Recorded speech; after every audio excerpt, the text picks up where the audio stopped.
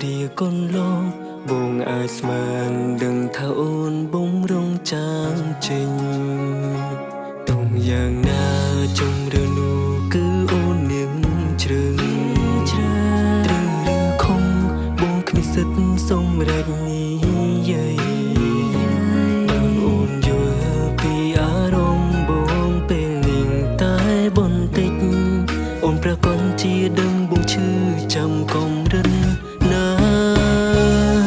គឺបងជាបងដែលត្រូវបិណ្ឌបងรู้នឹងអនុសាកន្លងក្បែរបានត្រឹមនេះចូលក្នុងសោបណ្ដៃអូនសន្យា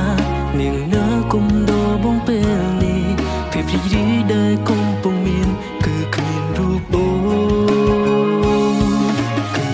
ជាបងដែលត្រូវឈឺចាំរៀងរឿយគ្មានអន្ទីពលវ័យអាចខូចខាំងអូនថាអូនត្រូវការសេរីភាពអូនថាចង់ធ្វើតាមបេះដូងបងបានត្រឹមប្រើពីងលងសម្រាប់ខ្លួនឯង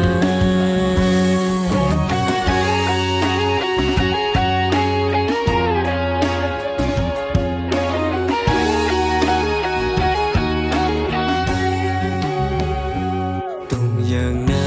ចុងរឿងនោះគឺអូននឹងជ្រឹងត្រូវឬខំ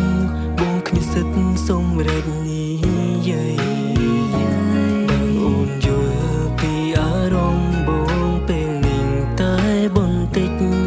អូនប្រកបជាដឹងបងឈឺចាំកុំរិនណាគឺបងជាបងដែលត្រូវបិណ្ឌបងកន្លងក្បែរបានត្រឹមនេះចូលក្នុងសោបណ្ដៃអូនសន្យានាងនៅគុំដោបងពេលនេះភាពរីករាយដែលកំពុងមានគឺគ្មានរូបអូនគឺបងជាបងដែលត្រូវឈឺចាំរៀងរឿយបងគ្មានអន្ទីពលវ័យអាចខូចខាំងអូ